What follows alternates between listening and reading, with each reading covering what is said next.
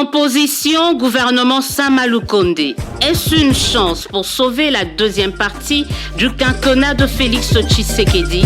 Le débat au féminin reçoit ce samedi, 13h30 après les infos, Arlette Odia, présidente exécutive du collectif pour le développement et l'unité du Congo, et Mireille Mouilare, vice-présidente Force Grise de l'UDPS.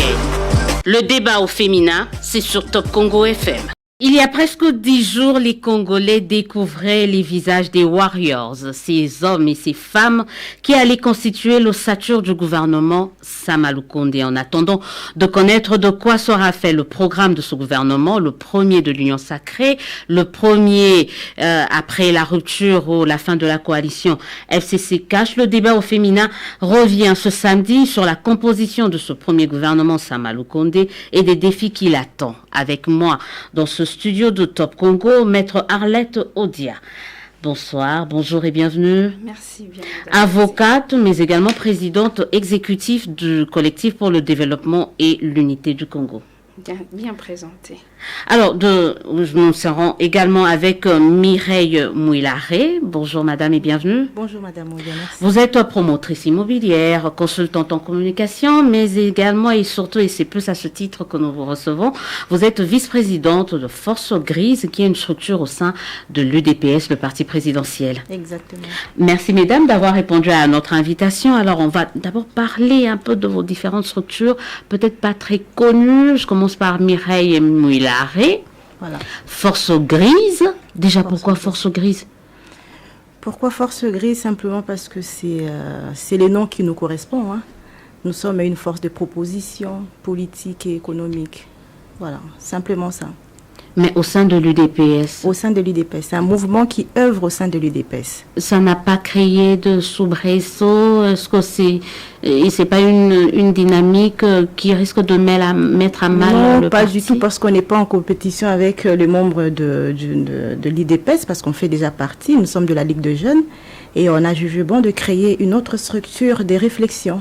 Voilà, mais on reste membre de l'UDPS. Qui font partie de Force Grise? Essentiellement des professionnels, des jeunes. Bon, nous avons défini la jeunesse à notre manière, hein, parce que ça va jusqu'à 45 ans chez nous. Alors, essentiellement des professionnels. On regroupe au sein de notre structure des compétences, des expériences, des expertises qu'on met à la disponibilité de la nation congolaise. Est-ce qu'il y a beaucoup de femmes? Problème Force Grise sont féminins, mais est-ce qu'il y a des femmes? Oui, il y a des femmes, j'en fais partie, je suis une femme, mais c'est vrai qu'elles ne sont pas nombreuses parce qu'il y a un problème d'engagement avec les femmes. Donc les adhérentes, elles sont là, je pense, maximum 10, mais celles qui sont vraiment engagées, c'est à compter au bout des doigts. On parle sur combien de personnes comme ça qui composent? Vraiment, on est au-delà d'une centaine, hein. Donc 10 femmes sur 100. On est nombreux parce qu'on est partout. Maintenant, on est partout. On est en province, on est dans la diaspora. Mais les femmes, les adhérentes, elles ne sont pas nombreuses, en tout cas. Arlette Odia, la dernière fois que je vous ai reçu, vous étiez un allié, une alliée, j'allais dire, de l'UDPS. Et 3 mois après, vous créiez votre structure, le collectif du développement et de l'unité du Congo. Qu'est-ce qui s'est passé? Bon, c'est aussi un problème de choix politique. Nous avons bien sûr œuvré au sein de la dynamique Congo Uni, qui est le parti politique cher à Vidi Chimanga. Il faut aussi dire que c'est un parti allié à l'UDPS. Nous avons mené notre combat politique au sein de ces partis, mais à un certain moment, nous avons estimé qu'il était peut-être venu le moment de mener ce combat autrement, étant donné qu'on avait beaucoup de choses carrément à reprocher à l'Union sacrée telle qu'elle se créait. Nous sommes partis d'une idée, d'un concept à une coalition de gouvernement. Alors, la transition entre les deux états de choses ne nous avait suffisamment pas rassurés quant au bonheur ou au développement de la nation. C'est ainsi que nous avons jugé bon de travailler au sein de la société civile. C'est ce qu'il me pousse directement à dire que... Vous faites le sens contraire, c'est-à-dire certains quittent la société civile pour la politique, Vous n'avez pas quitté la politique, rassurez-nous, mais vous évoluez. Comment ça se fait? Oui, il faut d'abord dire que les collectifs pour le développement et l'unité du Congo, CEDUC en sigle, est une structure de la société civile. Nous ne sommes donc pas ni de la MOUCA, ni de FCC, ni moins encore de l'Union Sacrée, ou carrément je dirais, nous sommes et avec l'Union Sacrée, et avec FCC, et avec la MOUCA uniquement lorsque ceux-ci viennent à défendre des valeurs. C'est ça notre particularité. Vous savez qu'il y a des années passées, la classe politique, je dirais même l'opinion dans son ensemble, avait reproché beaucoup de choses à la société civile qui était carrément traitée d'inféodée. On reconnaissait certaines structures comme étant proches du pouvoir, d'autres comme étant proches de l'opposition. Et bien, nous venons faire notre différence dans le sens que les questions politiques, parce que c'est ça notre spécialité, contrairement à ceux qui pensent qu'au sein de la société civile, on ne parle pas politique. Non, c'est tout à fait le contraire. Mais faire la politique, pas comme un mode d'accession au pouvoir public, mais tout simplement comme un mode de gestion de la chose publique. J'aurais à vous recevoir quand même pour pas que chacune d'entre vous puisse me parler parler à la population de vos structures. Je rappelle que le débat au féminin reçoit Madame Mireille Mularé. Elle est vice-présidente de Force Grise, une structure qui évolue au sein de l'UDPS, mais également Arlette Odia, présidente du collectif pour le développement et l'unité du Congo. Reparlons de ce gouvernement parce que c'est ça le sujet du jour. Gouvernement Sama Lukonde, 57 ministres, plus ou moins 11 femmes. Votre jugement, Mireille Mularé, qu'est-ce que vous pensez de ce nouveau gouvernement, de sa composition? Bon, moi, je vais dans le sens du casting. C'est un casting qui m'enchante, en tout cas parce que c'est un bon casting. On a eu quand même à survoler quelques CV, on a fait des recherches, on a regardé. Ce sont des gens qui ont une certaine expérience. Et la plupart de ceux-là, que je connais aussi personnellement dans ces mondes politiques, ont une passion pour le pays. Et ils ont cette volonté de mieux faire, quoi, de mieux faire. Et on les fait confiance, on ne peut pas juger maintenant tout de suite. On fait confiance et on regardera après qu'est-ce qui sera fait. Arlette Odia, composition, c'est déjà bon. On a parlé des CV, on a parlé des gens qui ont quand même l'expertise, l'expérience. C'est de bon augure quand même pour le développement que vous visez. Oui, je ne sais pas sur quelle base Madame Mireille s'en va pour parler de l'expertise ou alors pour demander d'emblée comme ça au peuple congolais de faire confiance. Je suis tout à fait d'accord qu'on doit faire confiance, mais avant cette confiance, on doit partir sur les principes, sur les fondamentaux. Et le fondamental pour la composition du gouvernement a pour siège l'article 90 de la Constitution. Et cet article voudrait que la représentativité, lors de la composition du gouvernement, que l'on tienne compte de la représentativité nationale.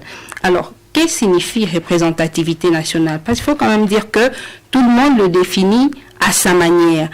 Alors que la représentativité nationale, non seulement qu'elle est évoquée à l'article 90 de la Constitution, mais elle est davantage explicitée à l'article 5 de la Constitution. Cet article 5 qui dit que le pouvoir émane du peuple, qu'il exerce soit directement, soit indirectement. Directement par la voie du référendum et des élections, indirectement par la voie de ses gouvernants, par la voie de ses représentants. C'est là l'essence de la représentativité nationale. Ça veut dire que seuls les élus peuvent être les membres du gouvernement. Ça, c'est le principe. Mais lorsque on quitte on quitte la Constitution pour aller dans la loi portant organisation et fonctionnement des partis politiques, on se rend compte à l'article 2 que ce ne sont pas les individus qui compétissent, mais c'est plutôt les structures dites partis politiques qui compétissent. Ça veut dire que pour que des personnes se retrouvent au sein d'un gouvernement de la République, il faut qu'ils soient mandatés par leur parti politique et sur la base fixée à l'article 90 de la Constitution. Mais contrairement à cela, qu'est-ce que nous avons découvert dans le gouvernement Sama Lukonde? Nous découvrons qu'il y a même des membres qui n'ont pas des députés au sein de l'Assemblée nationale, ça c'est premièrement.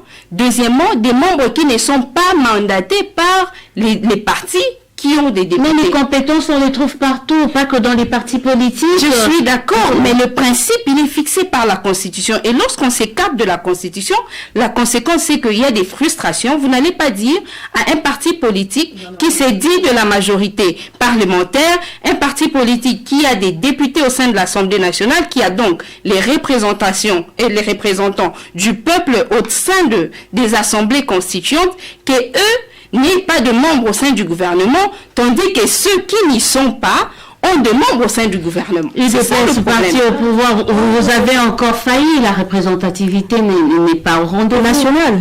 Cette question trouve sa réponse à l'Assemblée, non? Imaginez-vous qu'on... Parce qu'après, il faudrait quitter ces notions des tribus, hein, parce que s'il faudrait dire les choses comme elles sont, c'est une notion des tribus. Il faut parler nation, il ne faut pas parler tribu, représentativité, je ne sais pas moi quoi. Parce que cette question, elle trouve sa réponse à l'Assemblée. Imaginez-vous qu'on doit plaire à tout le monde, bien satisfaire tout le monde. Combien de membres de gouvernement, combien de ministères il faudrait créer pour vouloir satisfaire tout le monde? Changeons des langages, changeons des discours et pensons à la nation avant tout, au lieu de toutes ces petites querelles politiques. Arlette, on dit un faux débat. On ne peut pas avoir 500 ministères. De ce point de vue, je suis d'accord avec Madame Mireille. Et j'ai commencé par évoquer ici que la notion de représentativité, elle est définie dans tous les sens. Il y en a qui pensent que ça ne renvoie qu'aux tribus, ça ne renvoie qu'aux provinces, qu'aux ethnies ou encore aux régions.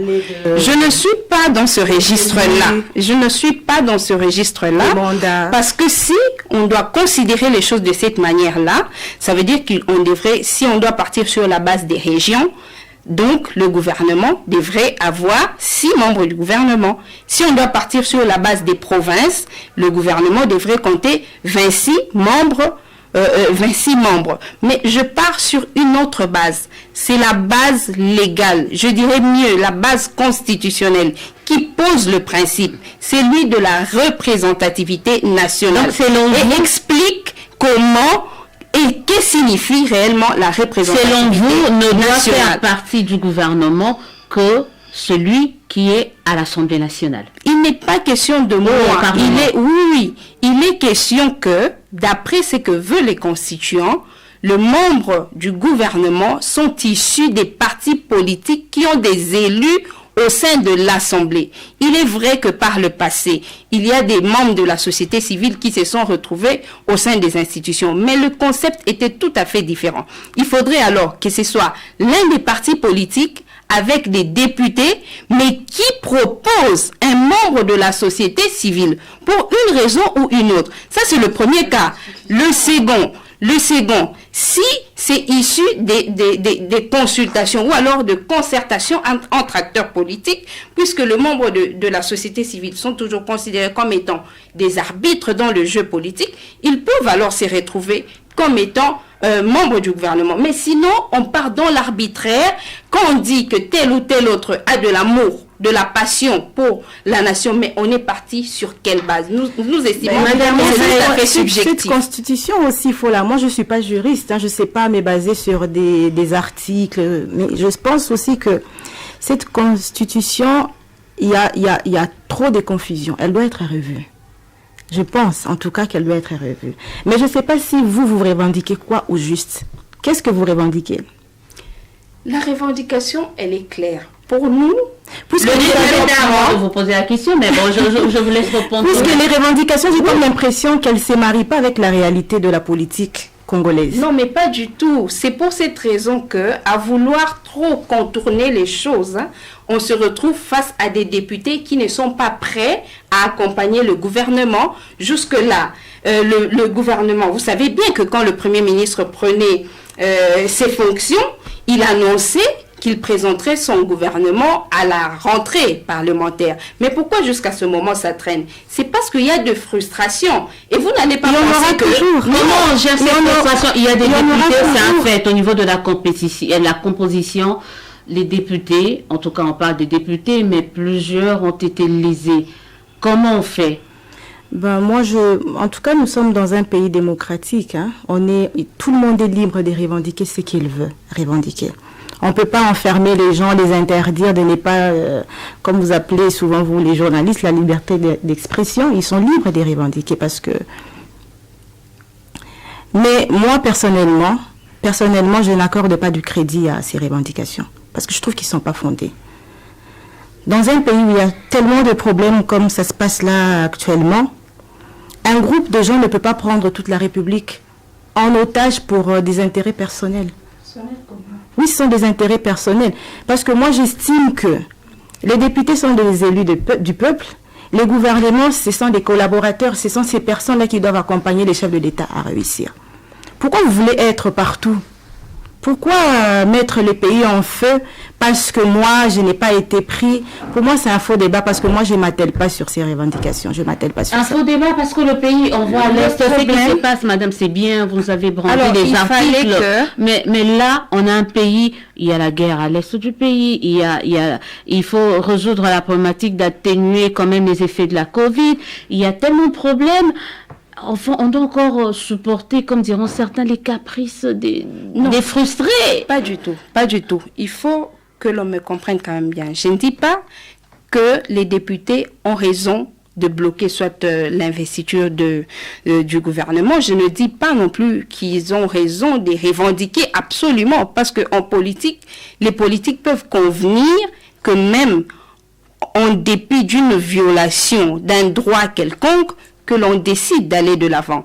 Mais de là à dire qu'ils ne peuvent pas revendiquer, oui, bon, qu'ils étaient libres. Ce n'est pas seulement eux. Même ceux qui nous suivent peuvent aussi penser que c'est au président de la République de choisir, mais vraiment de manière aléatoire, avec qui il forme son gouvernement. C'est là, oui, mais bien sûr, c'est tout à fait aléatoire. Il a ses critères. Madame Élysée, vous n'allez pas reprocher au président d'avoir ses critères. Le jour de la sortie du gouvernement, nous avons tous suivi le Premier ministre répondant à l'une des questions de journalistes à dire sur quelle base est-il parti pour sortir son gouvernement, la provenance de chacune. Et le Premier ministre a clairement dit que ces cases-là seront remplies après. Mais c'est pourquoi. Donc, c'est ça le problème. Donc, Madame Mireille Mouillaré, là, c'est Madame Arlette Odia qui parlait. On a mis la charrue devant le bœuf. On n'a pas pris des précautions. On prend selon les humeurs, selon les appartements.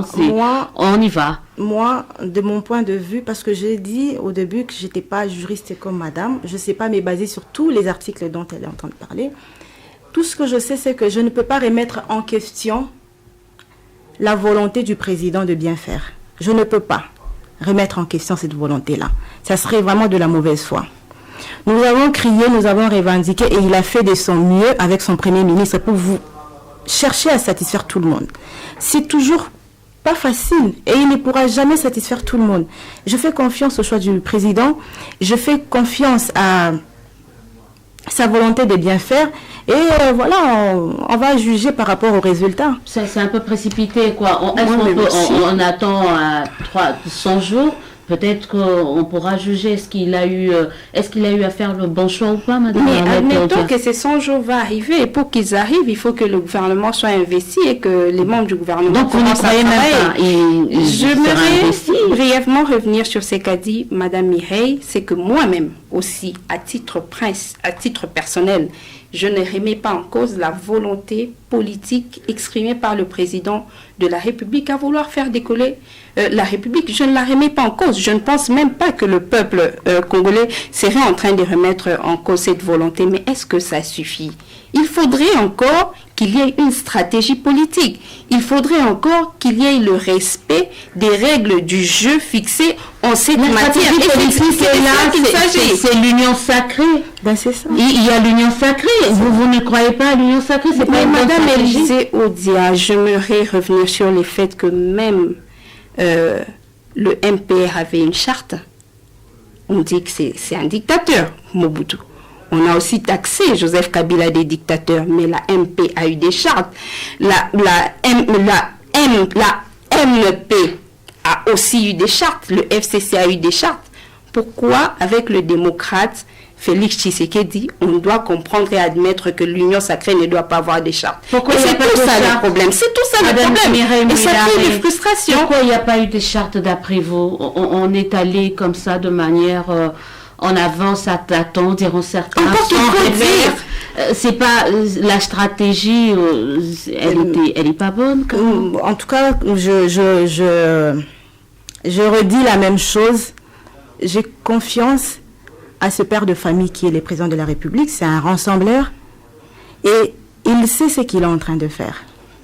Il sait ce qu'il est en train de faire. C'est vrai qu'on va pas être comme des... Il aurait fallu le mettre sur écrit, non? C'était pas important. On aurait pu. S'il a estimé que c'était pas important, c'est-à-dire que c'était pas important puisque c'est lui l'initiateur. S'il a estimé que c'était pas important de le mettre sur papier, alors c'était pas important. Je peux pas penser, je peux pas vous répondre, je peux pas vous donner des réponses que lui doit vous donner. Je peux pas être, je suis pas dans sa tête, je n'étais pas là. Mais je lui fais confiance. Je sais que s'il a décidé que ça se passe comme ça, c'est-à-dire qu'il avait des raisons. Des raisons, est-ce qu'on peut le... Et les raisons qu'il peut avoir, c'est pour l'intérêt de la population congolaise. C'est l'essentiel et ça suffit. C'est ça, au fait, sa principale quête. Voilà, la quête du président, oui. C'est l'intérêt. Pourquoi ça se résume des textes alors que... Voilà, sa volonté suffit. Oui, cela se résume à la phrase prononcée par le président de la République, celle de dire que les saluts du peuple, c'est la loi suprême. Alors, j'estime que s'il y a une loi suprême, il y a d'autres lois à côté et que celle-là est suprême. Mais pourquoi on doit seulement s'atteler sur la loi suprême et marcher sur toutes les autres lois? C'est là que ça devient indigeste. Je suis en train de conseiller naturellement les députés nationaux d'accompagner ce gouvernement en dépit de tout ce qu'on peut reprocher au gouvernement. Pourquoi?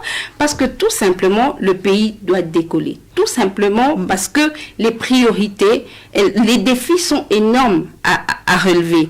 Mais le président de la République, il doit poser un acte quelconque pour amener ces gens-là à l'accompagner. Et cet acte, c'est lequel? Mais le réunir autour d'un document comme celui-là qu'on appelle charte. Souvenez-vous que c'est sur votre plateau que l'honorable Patrick Muyaya, aujourd'hui ministre de la Communication et même porte-parole du gouvernement, a annoncé qu'ils étaient en train de travailler en task force pour sortir la charte. Ça fait combien de semaines, combien de mois de cela?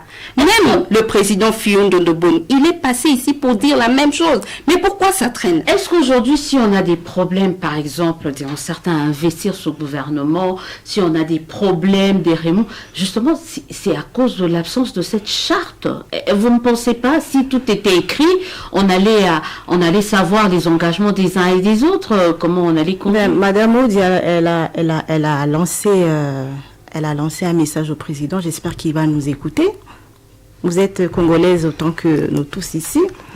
Alors, elle va dire au président, à travers votre micro, qu'il faudrait qu'il y ait cette charte-là. Donc, on doit attendre. Disons qu'on commence d'abord. L'essentiel, c'est l'investiture d'abord. Voilà, il y a des priorités, madame. Il y a des priorités. Et dans notre pays, dans le contexte actuel, tout est prioritaire, au fait. Il faudrait d'abord savoir ce qu'on veut. On doit savoir ce qu'on veut et commencer par là.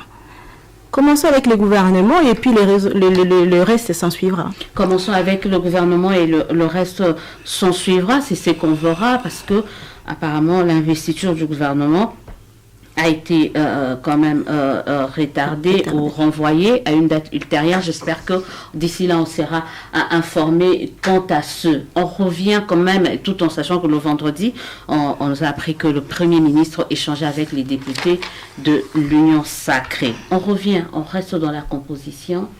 On parle, il y a eu un problème représentativité. D'autres parlaient de la représentativité en termes de tribus. Vous avez dit non.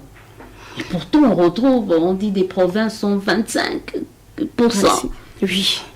Madame, je veux revenir à vous, Madame Muel. 25, excusez-moi, c'est pas une façon de vous stigmatiser, mais le Sud Kivu a 7 ministres. Maïndombe a 0 ministre. Équateur 0. Comment on peut expliquer cela? Ben, vous voulez que je vous dise quoi? Parce que c'est pas mon choix, c'est pas moi qui ai porté les choix sur ces Comment personnes. vous analysez cela? Est-ce que la représentativité... J'ai constaté comme tout le monde, mais je pense aussi qu'il y a un problème d'engagement. Est-ce que Mai Ndombe ils sont autant engagés que le Sud Kivu? Je ne sais pas. Il y a plusieurs facteurs, je pense qu'il faudrait qu'on mette qu'on met en cause par rapport à ces choix-là. Mais moi, je vous dis, comme je l'ai dit tout à l'heure, là, je ne sais pas porter un jugement sur cette question-là. Ça vous dérange pas de voir qu'il y a des provinces qui sont sous-représentées et d'autres surreprésentées, ou c'est un faux débat d'après vous? Je n'entre pas dans ces débats. Je n'entre pas dans ces débats parce que ce sont des détails qui ne m'intéressent pas du tout. Parce que je me dis que nous sommes tous Congolais. C'est pas toutes les personnes qui sont là, par exemple, nous sommes là, nous n'avons pas tous les parents de la même province.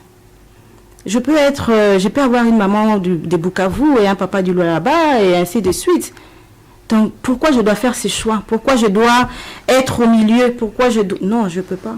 Mais Maître Arlette Odia, ces députés dits révolutionnaires n'ont pas raison de brandir, par exemple, la représentativité nationale en termes de province. On ne peut pas avoir tout le monde. C'est aussi ça, la remarque qu'on fait à ces gens. Oui, mais une telle revendication, elle se justifie. Elle trouve du sens aussi dans la loi. Je venais de dire que si on partait sur la base de l'article 90, la Constitution combinée à l'article 5, c'est vrai que cela ne renvoie pas directement aux provinces et que ça renvoie plutôt à la représentativité ou à la présence des partis politiques au sein des assemblées constituantes, toutes en général, ça veut dire l'Assemblée nationale, les assemblées provinciales aussi.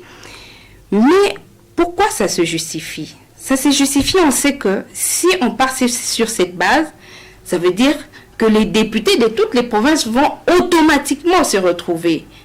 Parce que vous n'allez pas dire que dans les partis qui sont installés au Mai Ndombe, c'est toujours des Luba, des Kassaïens qui sont dans ces provinces. Vous ne direz pas non plus que les partis qui sont installés au sud Ubangi, ce sont les gens du sud Kivu qui ont encore remporté des sièges de ce côté-là. C'est ainsi que je dis que si on partait sur la base fixée par la Constitution, on n'aurait pas eu ce problème parce que de manière automatique, chacune des provinces se serait retrouvée au sein du gouvernement. C'est ça.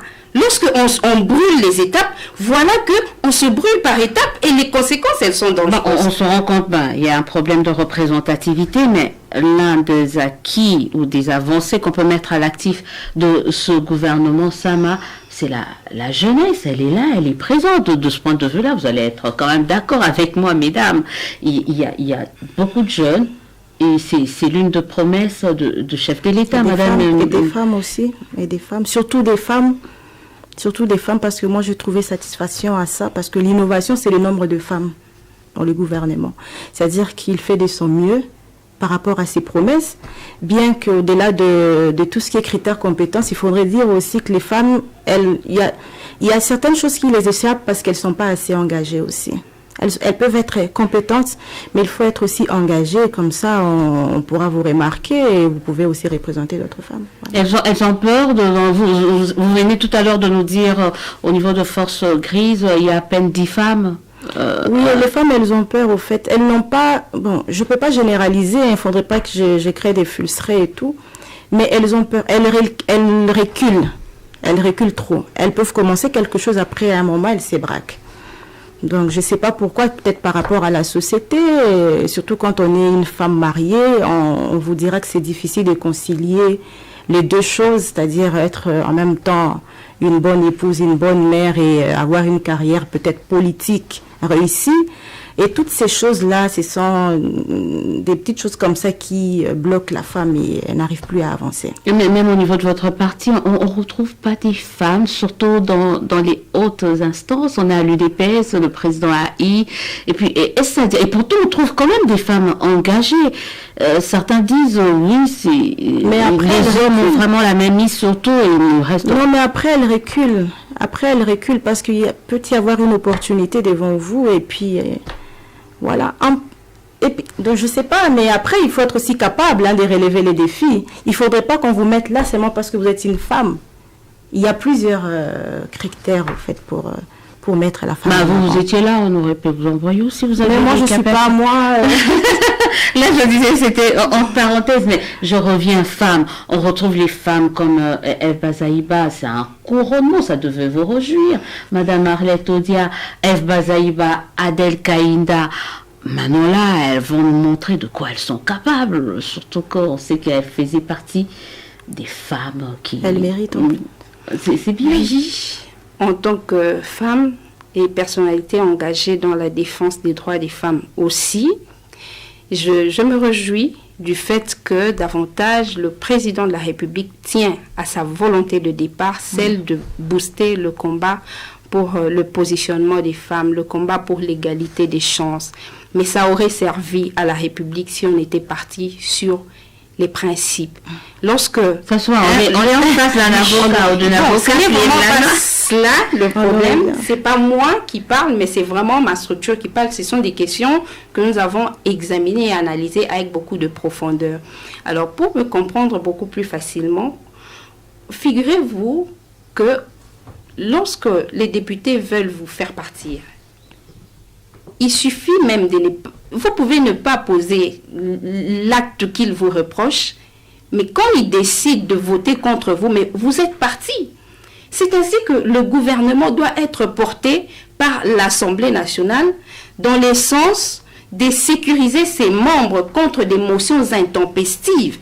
Et à chaque fois qu'arrive une motion, elle doit rencontrer une riposte de ceux qui portent le gouvernement. On est maintenant dans des circonstances où toutes ces femmes-là peuvent bien être capables, peuvent bien avoir la volonté de servir. Mais si les conditions dans lesquelles elles se retrouvent ne leur facilitent pas cette tâche-là, alors on va peut-être à tort les compter dans les jours à venir parmi celles qui n'auront pas servi utilement. Elles ne feront pas l'objet du sexisme quand même. On compte quand même sur les députés pour ne pas juger ces femmes par rapport au fait qu'elles soient femmes, mais plutôt par rapport à leur travail. C'est aussi ça un autre enjeu. Est-ce que Madame Moularé, voilà. Ne redoutez-vous pas cela, parce qu'à la femme, on demande 2 fois plus. Il suffit qu'elle commette une petite erreur, là, c'est fini, ça fait le tour des réseaux sociaux, alors qu'on peut se retrouver avec des hommes qui en commettent, mais qui passent sous silence. Est-ce que ces femmes, aujourd'hui de plus en plus nombreuses, ne risquent-elles pas d'être victimes, quand même, de ce côté un peu machiste de la société congolaise et surtout de l'Assemblée nationale? Pourquoi est-ce qu'elles doivent être... Pourquoi on doit toujours se mettre dans cette peau-là des victimes? Il faut accepter tout ce qui peut arriver. On est des êtres humains avant tout et on est prêt à encaisser tous les coups. Moi, je ne veux pas mettre la femme dans cette position-là des victimes. C'est pas une victime, elle en recevra des coups comme tout le monde et elle doit être capable de les encaisser et de se relever, c'est tout. Elle ne doit pas être une victime parce que certaines femmes se cachent derrière ça.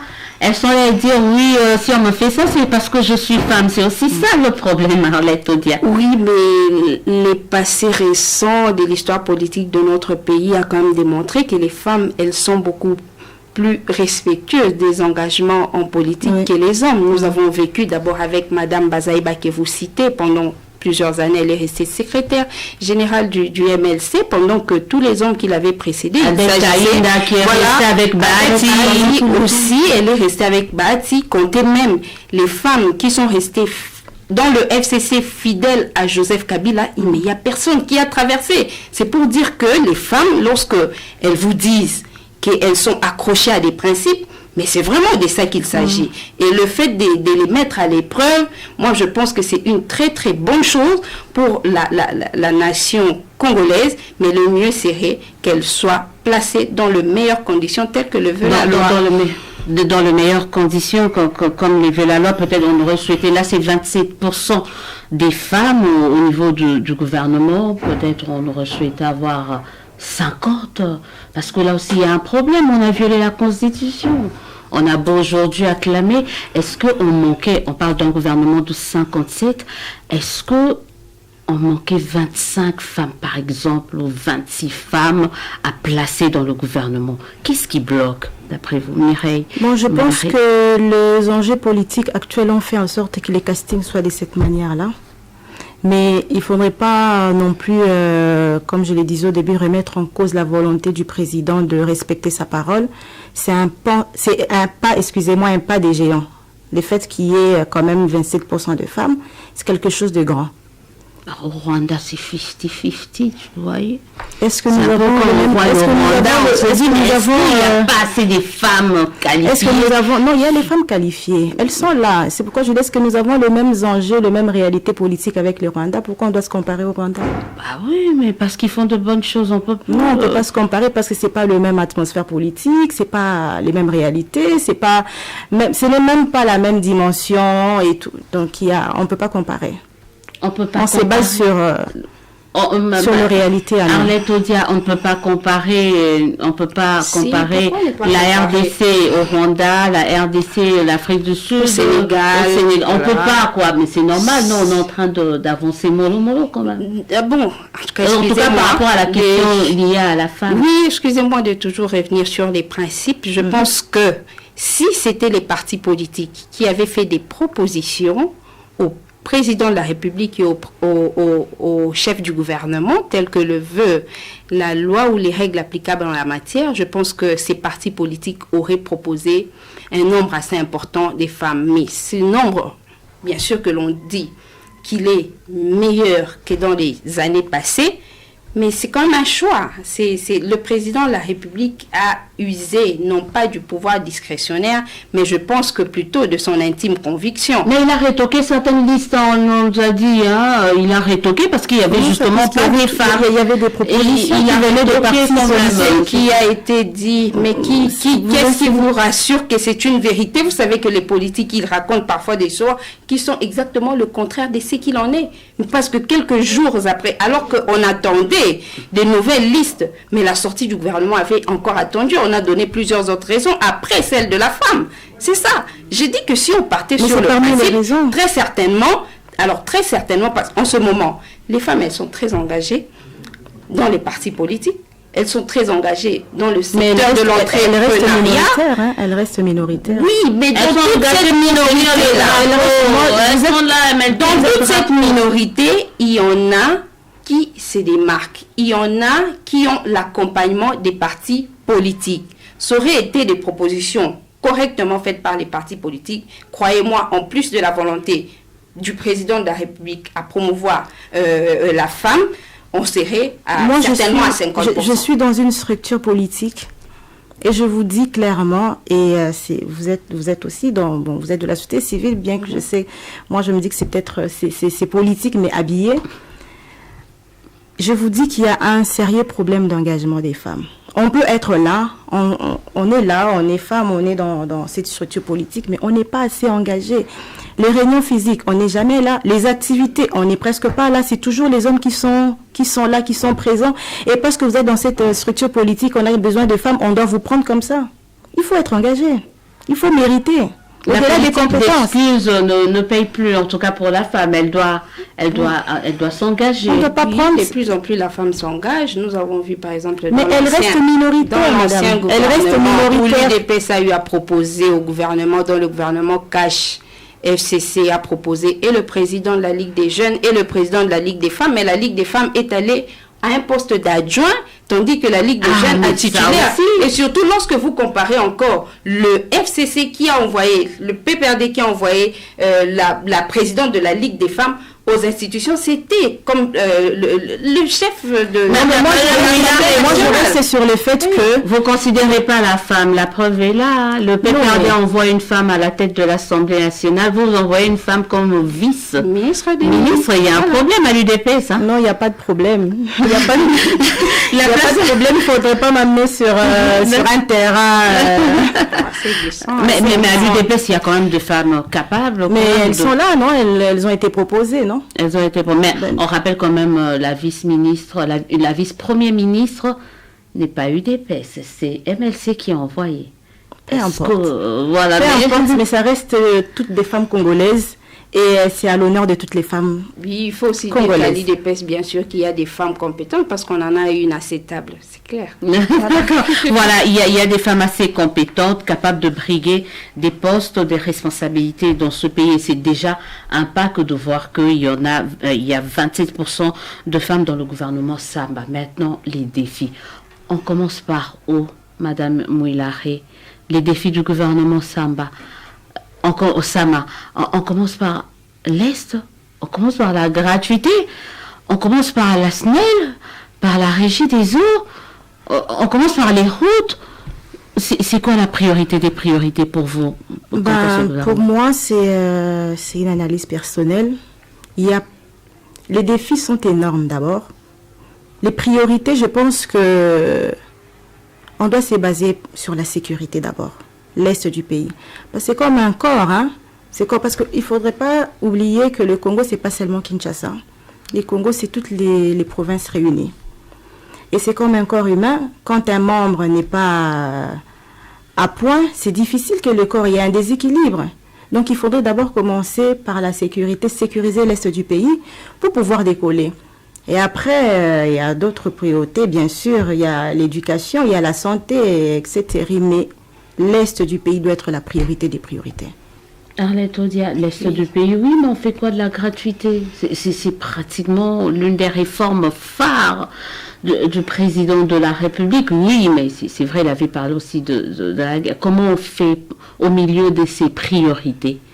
Cette question a été examinée avec beaucoup de sérieux à notre niveau des CEDUC, mais vraiment beaucoup de sérieux. À voir les circonstances qui ont entouré la sortie du gouvernement, on doit reconnaître que le climat politique, il est assez agité, il est assez tendu. On vit maintenant dans les circonstances où chaque acteur politique ne voit que lui et ne pense que son propre compte, contrairement d'ailleurs à ce qui est prévu par la loi portant statut de parti politique, parce que je venais de le dire, que ce sont les partis politiques qui compétissent. Mais malheureusement, avec l'union sacrée, ça a été l'occasion donnée aux individus de compétir. Ça fait que il faut d'abord marteler, le grand défi, c'est de stabiliser le climat politique. Pour le faire, il faut la signature d'une charte. Donc le gouvernement Sama Lukonde doit beaucoup se concentrer sur le fait qu'il y ait un document, une charte, qui va sécuriser et ceux qui gouvernent et ceux qui sont gouvernés contre les évictions de toute nature. Et par rapport aux enjeux, aux priorités, dans le même sens que ce que je venais de dire, pour stabiliser le climat politique, je pense qu'il faut quand même aussi penser à la condamnation de Vital Kamerhe. Pourquoi? Parce que c'est un cavalier pour l'UDPS. Le fait pour lui de se retrouver aujourd'hui hors jeu fait que l'UNC, qui devait être l'un des alliés privilégiés, l'un des accompagnateurs de premier rang et de premier point de l'UDPS, est pratiquement aujourd'hui dans l'opposition. Non, il a des ministres quand même. Oui, ça c'est dans le fait. Ça c'est du point de vue, c'est sur papier ça. Mais lorsque vous suivez les communicateurs, vous voyez qu'ils ne sont plus vraiment avec le président de la République, alors qu'ils devraient faire une équipe assez forte. Je pense qu'on doit y penser. Mais pour revenir maintenant aux priorités, c'est à tous les niveaux. On ne va pas toujours seulement penser à l'Est du pays, parce que la souffrance, c'est dans tous les sens. C'est pas seulement à vous que je réponds même à ceux qui nous suivent, qui peuvent penser que la priorité, c'est seulement l'Est du pays. C'est pas la priorité, mais c'est parmi les priorités. Oui, je suis tout à fait d'accord avec vous. Mais on doit aussi penser à l'Est du pays. L'Est du pays est fortement lié à la stabilité du climat politique. Si aujourd'hui le climat politique est stable, déjà, souvenez-vous que le président de l'Assemblée nationale a dit pour avoir identifié autant des complices au sein de l'Assemblée nationale. Ça veut dire que si le climat politique est apaisé, déjà le problème de l'Est sera en partie réglé.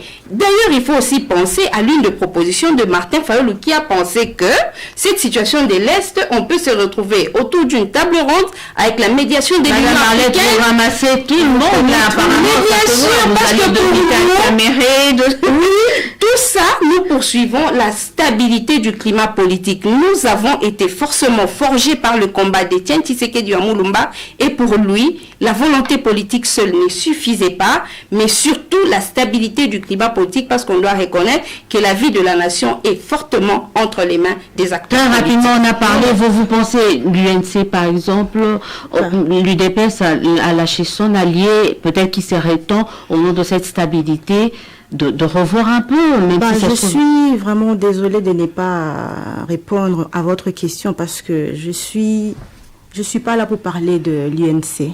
Je ne suis pas là pour parler de M. Vital Kamerhe. C'est pas moi qui l'ai condamné. C'est pas moi le juge. Je suis pas son avocat. Je suis là pour parler du sujet dont vous m'avez invité. Mais on regarde avec la stabilité, Madame Park. Ça n'a rien à voir, on ne peut pas lier ces choses, ça n'a rien à voir, c'est autre chose. Quelle stabilité? Qu'est-ce que le dossier de Kamerhe a à voir avec la stabilité du pays? Qu'est-ce que le dossier de M. Kamerhe a à voir avec la guerre à l'Est? Les rapports, il est où? Le rapport, il est où? Et les juristes, peut-être qu'elles peuvent nous donner des éléments. Mais moi, très rapidement, parce qu'on commence à chuter. Le rapport, il est... Donc, je pense que vous n'avez eu besoin de l'accompagnement de l'UNC que pour les élections et non pour la gestion de la République. Et lorsque le chef de troupe de cette UNC s'est dit n'est pas le rapport, il est où avec la guerre à l'Est? Mais je parle de là, nous parlons d'un gouvernement qui doit être mis en place. Oui. Et là, on doit parler des défis à relever. Je ne vois pas en quoi est-ce que les dossiers de M. Kamerhe doit être débattu sur cette table. Vous pouvez ne pas le voir, mais c'est une réalité. C'est votre réalité à laisser. C'est une proposition que nous faisons à notre niveau parce que nous, mais le sais-tu que nous sommes une structure. Nous avons fait une analyse de la situation politique du pays et nous essayons de déceler toutes ces épines qui peuvent se retrouver dans les chaussures, les chaussettes de l'Union sacrée, dans le sens de faire développer la nation. Là, on parle des défis à relever par rapport au gouvernement qui doit être mis en place. Mais le défi peut être aussi politique. Là, c'est un défi politique. Je veux bien que ça peut être aussi politique, mais moi, je ne vois pas en quoi est-ce que le dossier de M. Kamerhe doit handicaper. Voilà. Alors, pour moi, c'est pourquoi j'ai dit là tout au début que pour moi, il y a plusieurs priorités. Il y a la sécurité, il y a l'éducation, il y a la santé. Mais la priorité des priorités, j'ai donné un petit exemple banal par rapport au corps humain. Et la priorité des priorités, ça doit être quand même cette paix-là à l'Est. Voilà, cette paix-là à l'Est, on verra, chacun ou chacune peut avoir ses priorités. Mais l'essentiel est que le pays trouve un moyen de décoller. Il y a une problématique de la sécurité et des stabilités des institutions. On va très bientôt terminer. On aborde rapidement quelques questions d'actualité. Cette interpellation de Willy Bakonga, rapidement. La lutte contre la corruption se porte bien. Non, ça se porte bien. On est content. Oui, on est content. Mais pour le dossier de M. Willy Bakonga, moi, je pense que c'était inévitable. Parce qu'avec toutes les dénonciations qui venaient de partout, c'était juste une question de temps. Mais après, je ne suis pas juge, parce qu'il faudrait qu'il prouve qu'il est innocent. S'il est innocent, tant mieux pour lui, mais s'il n'est pas, il sera condamné et jugé.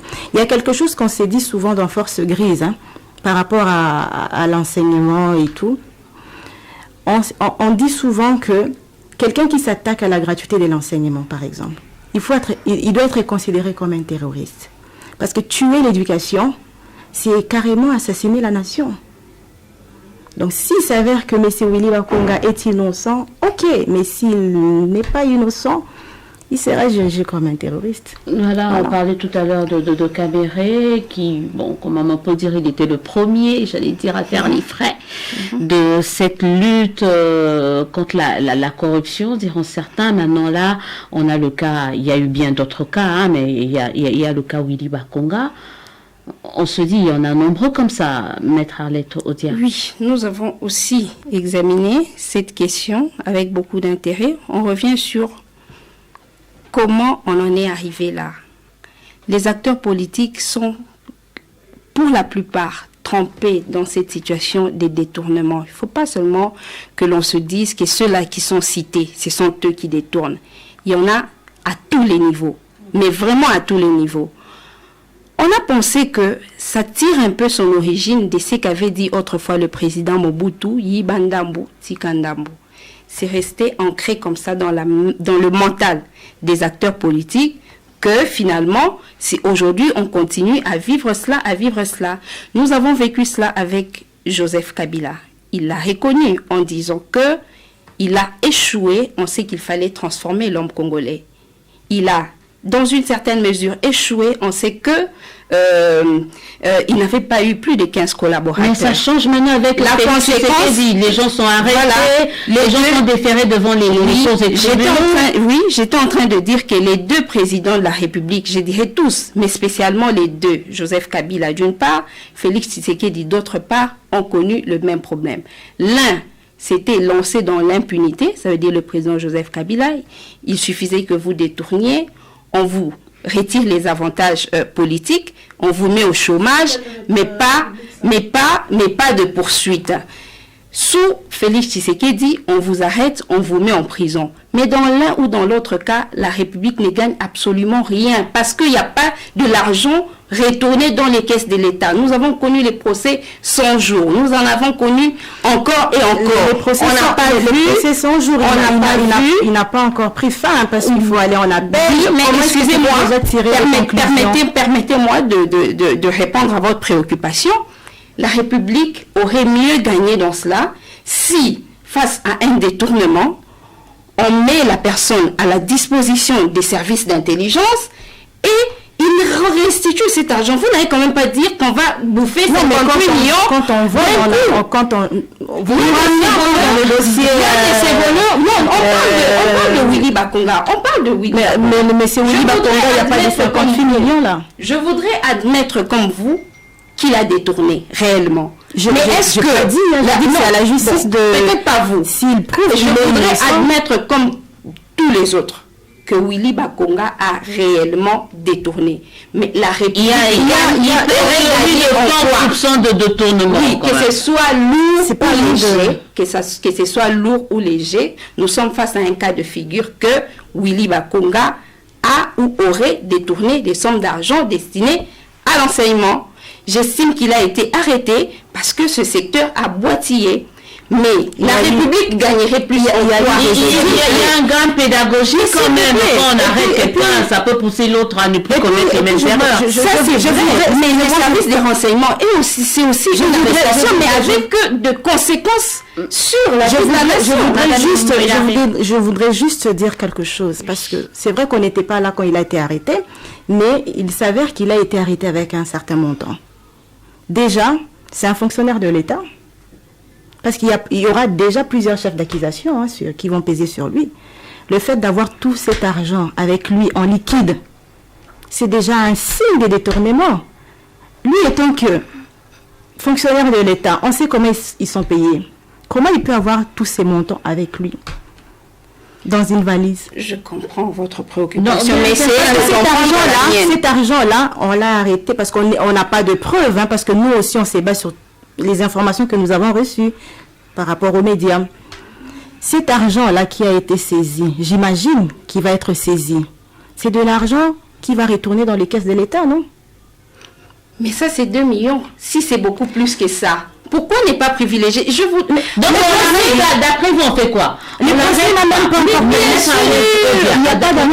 mais bien sûr, tout en mettant de l'argent et on le remet en ligne. Tout en mettant un accent particulier. C'est en cela que la République. Mais vous êtes juriste, vous ne pouvez pas dire ça parce que quand je ne suis pas juriste, mais je suis aussi arrêté. Permettez-moi, je n'ai jamais dit qu'il ne devrait pas être arrêté. Si vous avez dit qu'il faudrait les mettre devant. Si c'est comme ça que vous l'avez nommé. Restituer l'argent. Permettez-moi de vous expliquer encore ce que j'ai pu dire. J'ai dit ceci.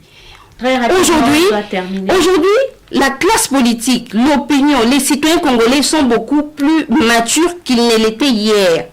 On a besoin que les sommes détournées par les politiques reviennent dans le trésor public. Et pour le faire, il faut emprunter le chemin le plus court. De la même manière que le ministre de la Justice a dit que si on partait par la voie diplomatique, ça nous prendrait du temps, autant y aller par la voie de l'extradition. Ça veut dire qu'il y a un choix qui a été opéré. De la même manière que nous proposons que le choix soit opéré entre retourner rapidement le somme dans le trésor public que plutôt forcément le traduire et rapidement devant le va terminer. Moi, je trouve que c'est quand même un peu risqué là de demander. Il va retourner combien, on ne sait pas. Donc, il faut attendre peut-être un procès. Et puis après, on verra qu'il a détourné. Et à l'issue du procès, il y aura une condamnation. Et voilà, il va faire des saisies. En tout cas, mais il y a... Madame, très rapidement. Je vois que l'on martèle seulement sur les détournements, alors qu'on oublie que les détournements des deniers publics, c'est pas quelque chose qui reste dans la poche de quelqu'un. Il faut autant de signatures pour aller juste à obtenir. Mais les procès, il est fait pour ça, pour prouver ces choses. Je peux vous expliquer que lorsqu'il y a autant de détournements dans un système, ça veut dire que ce système-là, il est soit complice, soit défaillant. Or, dans la plupart des cas, le procès n'arrive pas à sortir le caractère de complicité. Ça veut dire qu'il est en fait, que le pouvoir et le système est défaillant. Madame Miller, on va terminer le système il n'y avait pas avec ces arrestations. C'est de la poudre aux yeux parce que le système est défaillant. C'est quand même triste parce qu'après, je ne sais pas ce que veulent les Congolais. On veut une chose et son contraire. On combat ceci, on nous amène sur notre terrain. Et ainsi de suite. Moi, je crois à la vision du chef de l'État. Je crois à ses désirs de vouloir traquer justement tous ces détourneurs. Alors, pourquoi prendre des conclusions? Pourquoi non, ce n'est pas un problème de système, bien au contraire. Celui qui est là. C'est un système, oui, mais après, il est là et il y a tout un mécanisme qui est mis en place pour pouvoir mettre fin à ces genres de pratiques. Madame de dire que veut les Congolais. Les Congolais ne veulent forcément pas des procès. Le Congolais a besoin que son trésor public soit sécurisé. Parce que ces produits que son trésor public soit sécurisé. Et puis, comment vous expliquez que dans le même secteur, on arrête un ministre parce que le secteur n'a pas fonctionné, mais c'est son adjoint qui est promis à une autre promotion? Comment vous expliquez ces choses-là? Ça veut dire qu'il y en a qui sont sécurisés, qui sont protégés, et pas d'autres. On protège les alliés de l'UDPS, Madame Mullaré. On va terminer avec vous. Est-ce qu'on protège les alliés de l'UDPS? Pas du tout. Certains diront ça, ils disent certains... Ils peuvent dire ce qu'ils veulent. Il faut amener alors les preuves. Amener des preuves dites aux gens que voilà, sur base de telle analyse, on estime que, en tout cas, il faut appuyer des preuves. Il faut être appuyé par des preuves pour pouvoir mettre en cause. Merci beaucoup. On reparle. Le ministre de la Santé n'a jamais été interpellé, même si le fonds de Covid a été mis à sa disposition. L'IGF n'est jamais été interpellé. Le ministre John Toumba, il n'a jamais été interpellé pour avoir été de l'UNC. Et pourquoi les uns et pas d'autres? Oui, on connaît un peu pourquoi les uns et pas d'autres. Peut-être que ce sera la question qu'on débattra de cette question dans une prochaine émission. Merci à vous, mesdames, d'avoir répondu à notre invitation. On nous annonce le retour le vendredi du président honoraire Joseph Kabila à Kinshasa. C'est bien, hein? Ça décrispe la situation. Moi, je pense surtout que nous visons la stabilité du climat politique, son arrivée qui va coïncider avec le retour du président Félix Tshisekedi au pays. Ça va beaucoup booster le combat pour la stabilité politique. Madame Mullaré, il quitte le Kachamata pour Kingakati après 4 mois. Pour moi, c'est un non-événement. C'est un Congolais comme tout autre Congolais. Il est parti, il revient et c'est fini. Merci à vous d'avoir répondu à notre invitation.